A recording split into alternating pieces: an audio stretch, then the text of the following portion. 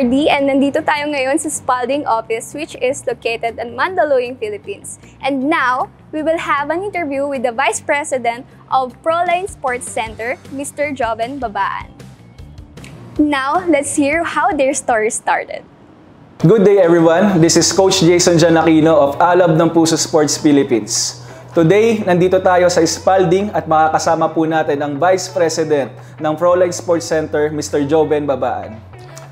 Good afternoon everyone, I'm Joven Babaan. I'm the Vice President of Proline Sports Center.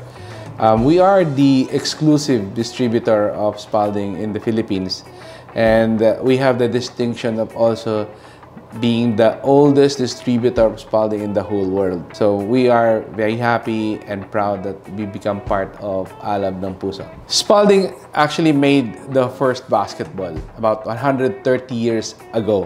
So until now, it's still developing new and technology advanced basketball like the one we're seeing right now. This is actually has a moisture management technology. So you see this kind of unique features in several of our balls. Ang tanong ko sir, bakit sa dinabi-dami ng mga sports organization, bakit po kayo nakipag-partner sa Alab ng Puso Sports?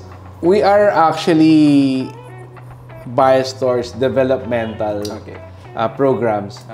And we are happy to see that Alab is helping the community, the kids, and is promoting the sports of basketball, which is essentially the root and essence of Spalding. Sir, ngayon naman dadako tayo sa personal question. Kasi po ang Alab ngayon is, ang tema niya kasi igniting the heart's passion.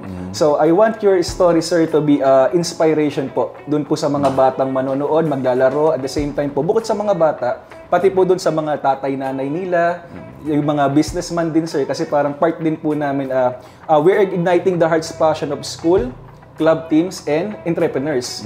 So, kumbaga sir, parang part po ito ng journey natin. So ngayon sir, ang una kong sa inyong tanong sir, dahil igniting the heart's passion yung topic, yung tema natin, ang una kong tanong sa inyo, ano po ba yung passion para po sa inyo?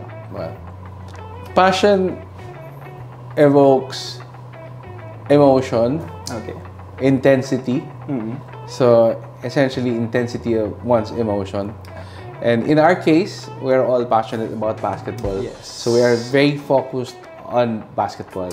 So pag nakadinig tayo ng basketball, iba na kagad yung nasa utak natin. So we immediately react and drawn to it. Pag sinabing passion, sir, talagang hindi tayo gigising sa isang umaga na parang hindi natin nagagawa yung passion natin. Kasi parang ito yung nagsisilbing motivation, fuel sa atin para gawin yung mga isang bagay.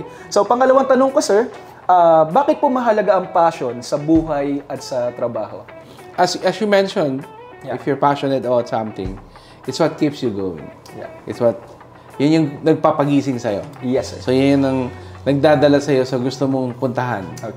And all of us have our own objectives, our own dreams.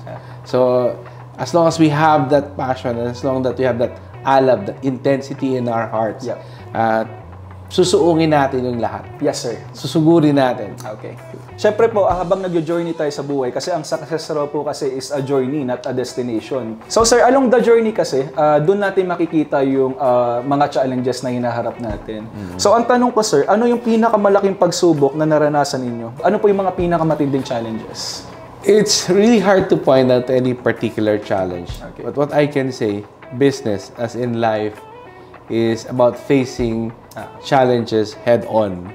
So, hindi natatapos ang pagsubok, hindi natatapos ang challenges.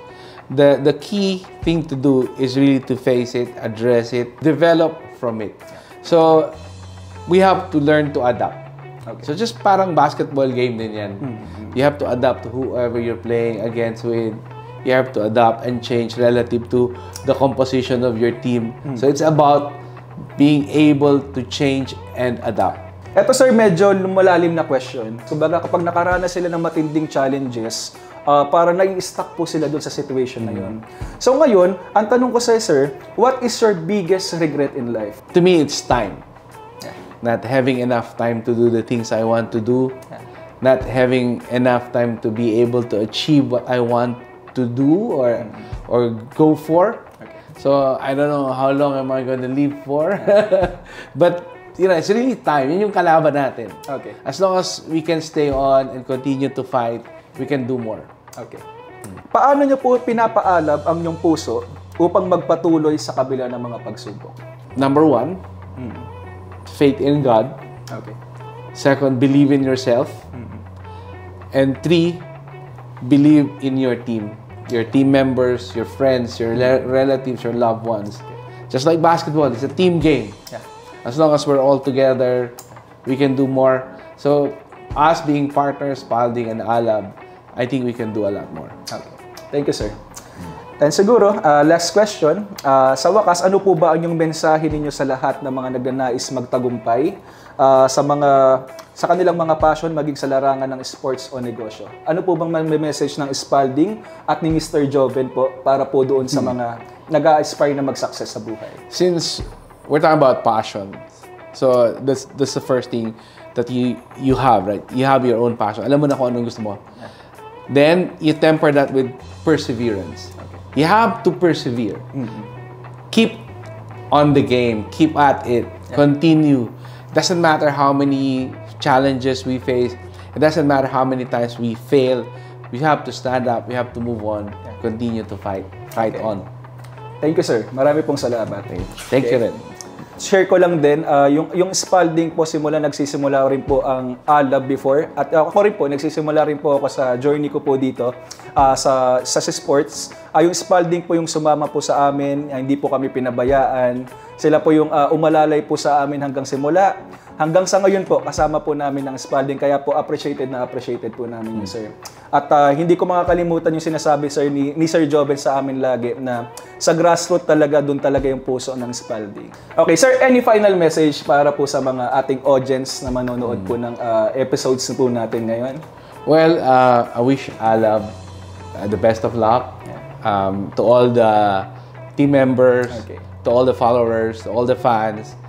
I wish that it will become bigger and be able to help more people. Okay. So, a big good luck to all. At saka pala nakalimutan ko sabihin, meron tayong card sa Alab Pass. Actually, lahat po na makaka-avail ng card natin, may 15% discount sa Spalding. Sir, okay lang po sabihin niyo po kung ano po yung partnership na po yan? This is exclusive to Alab, and we only offer to select partners.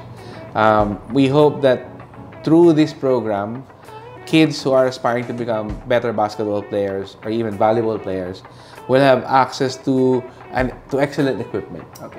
And hopefully they'll make them better players. Okay. Yeah. Sir, appreciated. Maraming salamat po. At patuloy po natin paalabin po yung mga puso natin sa mga sports at sa iba pa pong mga bagay para po sa tagumpay po na inaasam po natin. Okay. Welcome and thank you also. Alab Spalding, igniting the heart's passion.